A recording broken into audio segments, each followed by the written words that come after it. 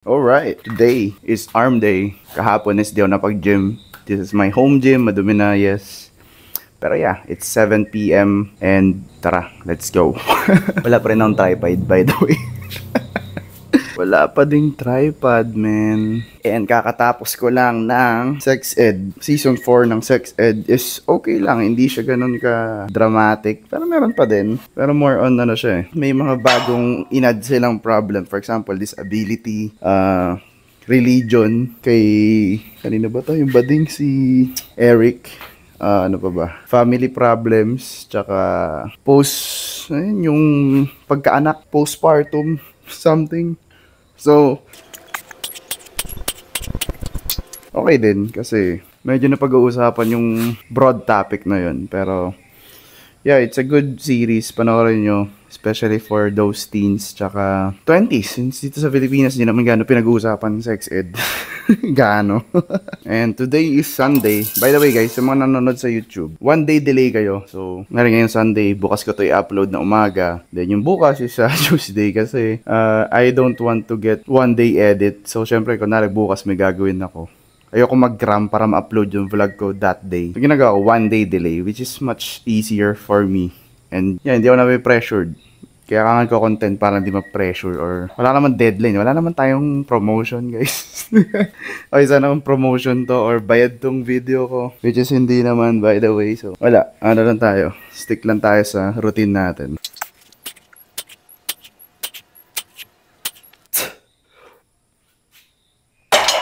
And kahapon, I've met with my friends. Zach Briones. Follow nyo sa TikTok. Kish. Kalusi sa TikTok din. And we catch up. Nag-catch up kami regarding sa mga things sa buhay namin since iba-iba kami ng ginagawa. Si Zach is busy sa company niya. Ako sa school. Si Kalusi sa work. Si Zach na isa pupunta sa malayong lugar. I think if you're on your 20s, ganun na yung setup ng mga friendships nyo.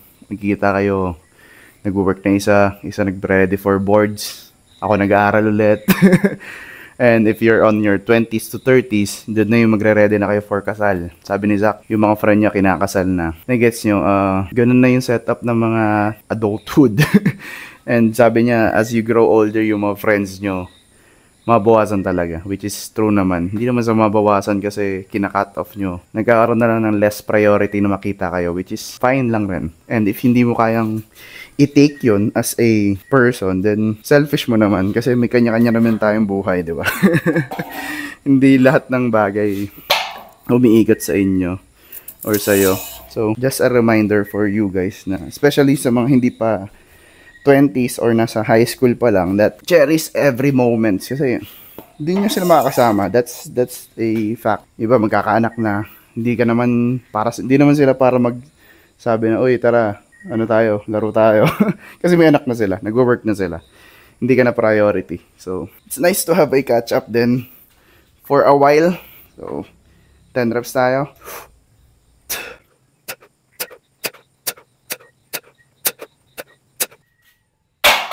Whew. Ito yung workout ko. Tignan nyo na lang. It's a pretty chill workout. I don't know paano ko gagawin yung single-handed cable kasi wala naman kaming ganun. Baka mag-normal lat raise lang ako or yung pag ganun. Either way, be flexible lang sa mga workouts. And kahapon di ako nakapag-back. Kasi until now, sore yung back ko. I don't know, I need more rest siguro. Pati bagong routine to. So nag-adjust yung katawan ko sa new split. So hindi siya sanay sa gantong split. Sanay siya sa PPL. So ganun talaga. Just find your new split na akma sa'yo. Diba? One thing I like about hanging out with Zach and my other TikTok friends is that we don't have any expectation sa bawat isa. Kailangan mag-flex kami ng pera na, uy bro, yung pinagkakabala namin. Hindi eh. We just hang out as it is na we have different things to do. Na okay lang na busy ako sa school. Siya sa busy sa work. And I think you need that kind of circle to find na hindi kayo nag-aangasan or nagpapatasan ng ego, nagyayabangan, or nang i-validate ng feelings since hindi ganun eh. Sabi nga ni Zach, may pinuntahan raw siyang event na puro mayayaman. Hindi ko sasabihin kung anong event yon. And lahat doon is nagyayabangan lang. Yung business ko nga ito, relo ko 10 million to mga ganun daw. And medyo na-off lang siya kasi hindi yun yung environment na gusto niya. Yes, masaya maka-circle sa mayaman, pero ang truly old rich, yung mga mayaman na pinanganak, sila yung masarap kasama kasi sila yung super humble eh. Unlike sa mga self-made. Yung mga self-made, tingin nila kaya na nila lahat. Parang, hindi rason maging mahirap kasi ako nga naging mayaman. Pero yung mga self-made na yon, syempre, hindi nila magigets yung nararamdaman ng iba kasi feel nila valid magganon kasi nakawala na sila sa circle na yun eh. Which is very wrong, di ba? Unlike sa mga old rich na mayaman na talaga, syempre, pinalaki silang maging humble kasi mayaman na sila, hindi nila kailangan mag-prove ng sarili nila sa ibang tao. And pati sa kanila, anong meron, di ba? Ba't kailangan maging mayabang? Don't get me wrong, syempre meron pa din ganun tao. Pero, yeah, just something to think about. If you're idolizing someone, make sure na they're still grounded, lalo sa mga values nila. Alright, ito try ko lang. This is pretty heavy na for me. Kasi, again, start tayo sa compound lifts lagi. This is compound lifts for shoulder. So, try ko lang to at least 8 reps or 6, I don't know. Then, back downs tayo. Hindi ko pa tayo yung super heavy. Try ko mag-PR, why not? Whew! Shit. Pinakayo ng iba yan eh, military press. Kasi ang lakas ng wrist. Kasi nakatayo, yung core mo, kailangan engage. Yung back mo masakit if mali ka or mabigat or di mo kaya. And yeah, Mocha, come here. Pakita ko sa inyo yung dog ko. This dog I think is simula grade 6 ako. So I don't know if 12 years now or 8 years. Come here. Pakita ka dun sa camera. Lika. So ito si Mocha is, I think, Labrador Retriever. I don't know, it's been here since grade 6. And binili namin siya sa Divisoria.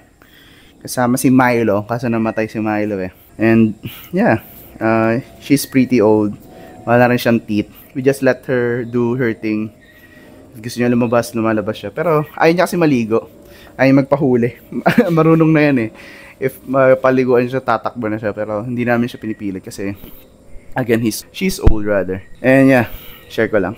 She's a pretty good dog. Again, if you're gonna find your circle, just find someone who is real.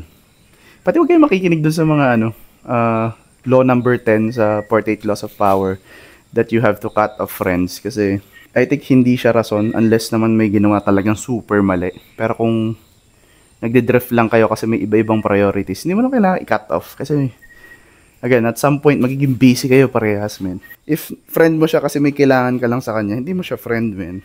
User ka lang. Tandaan mo yan. If may friend ka kasi nag-gain ka ng benefit sa kanya, hindi mo siya friend. User ka lang. Tawag sa'yo parasite. Diba? Tama ba? And if you disagree, kasalanan mo na yun. But I think I mentioned before, if yung friends mo, yung parang puro negative, then ikaw na lang yung magpaka-positive para ma-influence mo siya. Kasi alam mo na pala eh. Alam mo na mali yung ganun trait. And as a friend, as a kind guy, then be the kindest person or kinder person na magpakita sa kanya na ganito dapat. Okay, nawalan ng battery yung aking mic. So, nag-fail ako dito. 2 reps lang. Pero I think that's a cheat press.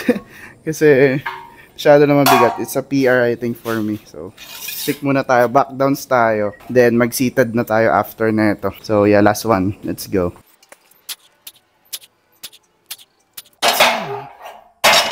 Shit. Speaking of sex ed, may nag-comment sa last video ko. Kaka-upload ko lang kanina. That gusto niya mag-talk about ako sa no-fap. No-fapping. And I created a video about it.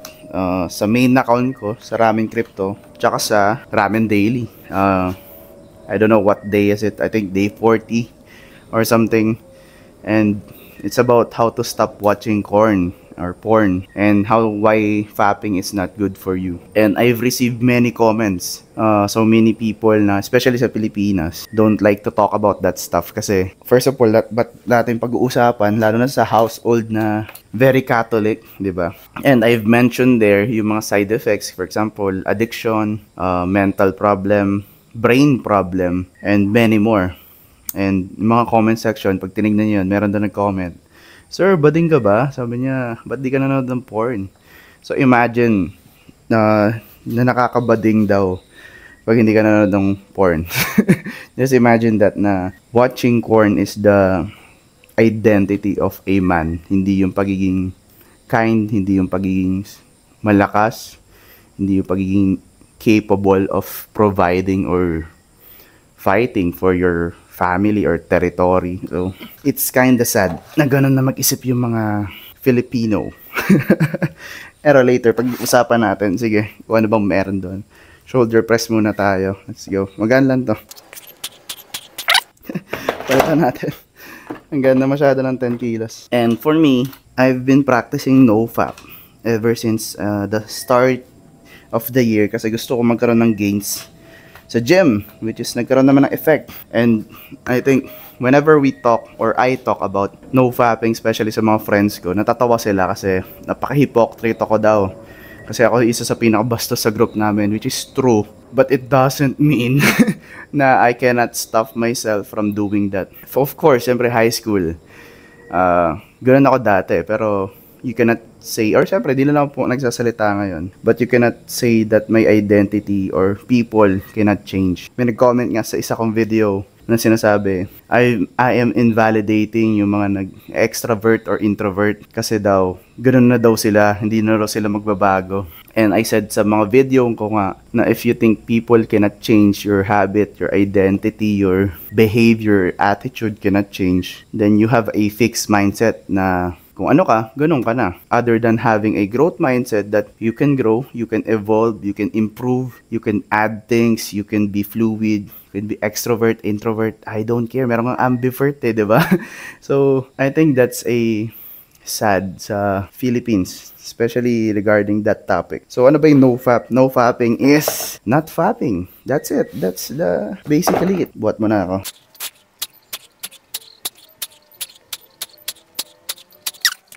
NoFapping is basically it. NoFapping, not jerking off by yourself or doing it or being a slave by your impulse of feelings or emotion.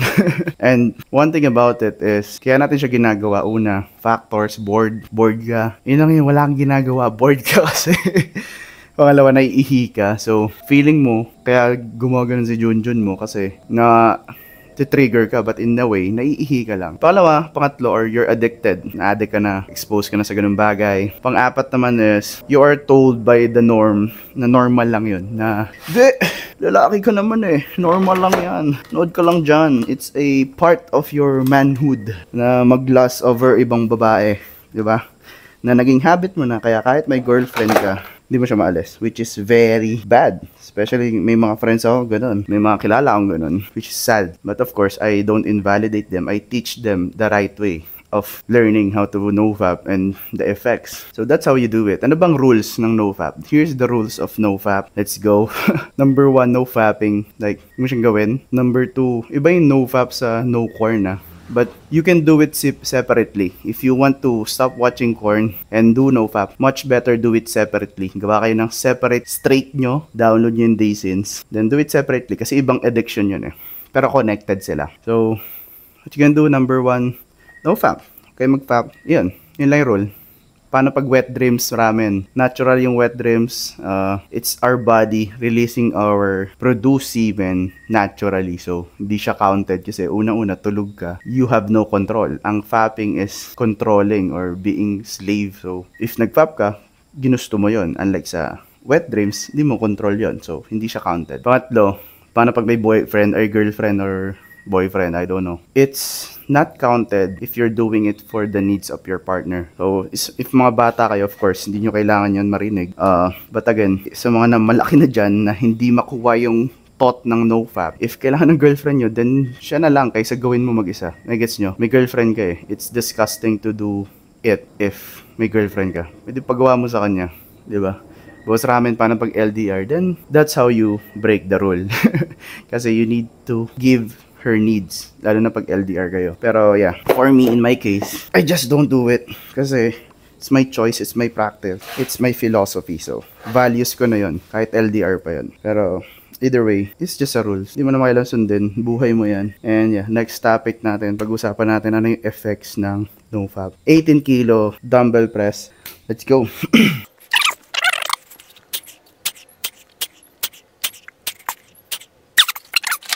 Next naman is real delts, side delts. So wala tayong cable. So I mean meron, pero I'll do normal, side lateral raise. So I'm having a good shoulder pump right now. Pero malit pa rin ako, guys. So yeah. Sorry. Ganun talaga.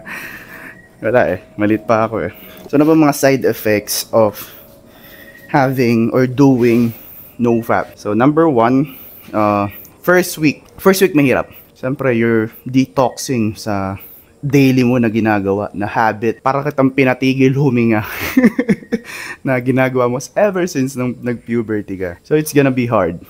First week yun. Second week, ito lang yun. Meron kasing mga phase.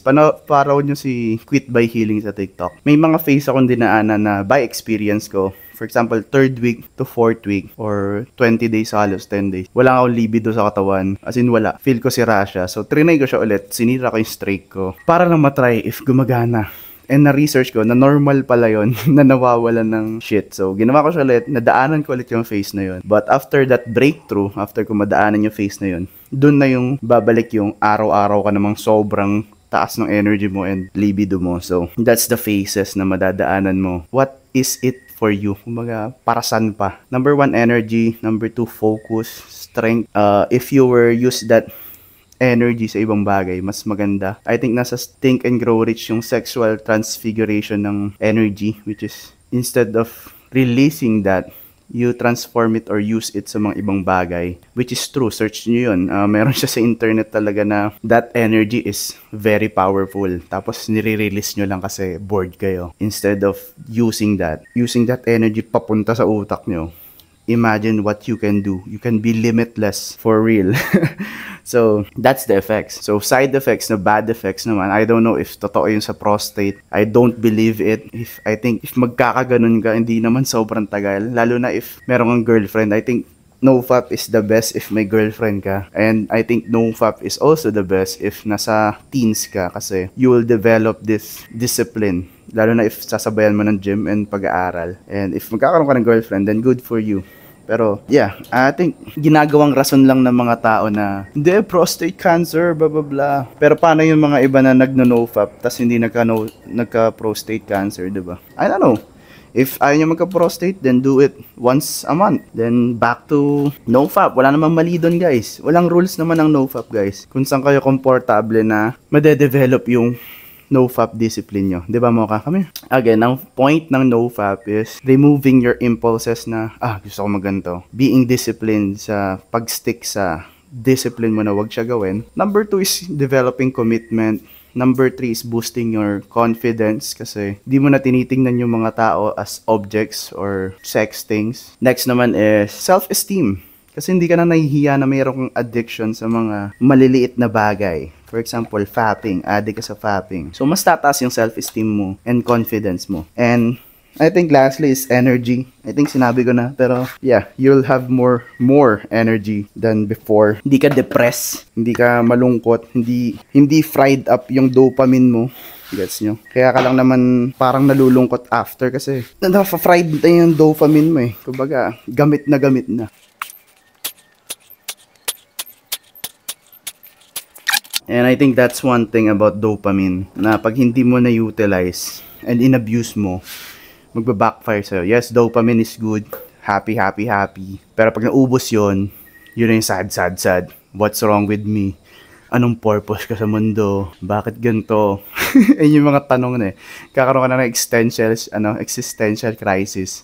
Kung ba't ka ba ginawa sa mundong ibabaw?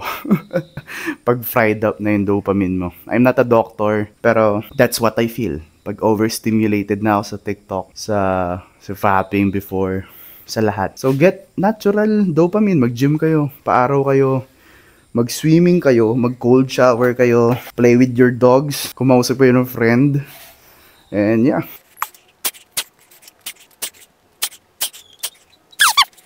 Perks of having a home gym is hindi mo na kailangan lumabas. Pag tinatamad ka lumabas, kasi meron kang sa bahay, diba? After nito, ito, then triceps, as biceps, konti pa.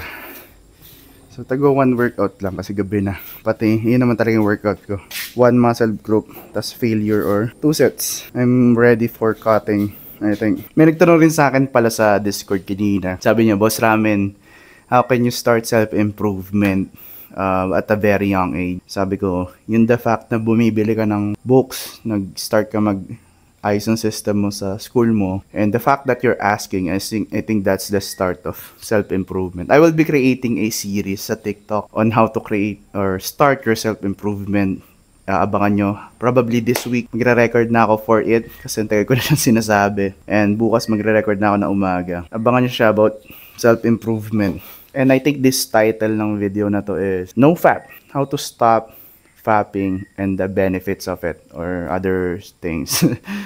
I think that's a good discussion to talk about since especially sa Philippines, medyo taboo ang pagiging no fap guy. But as a stoic, we are not slave by our own impulses, especially that kind of thing.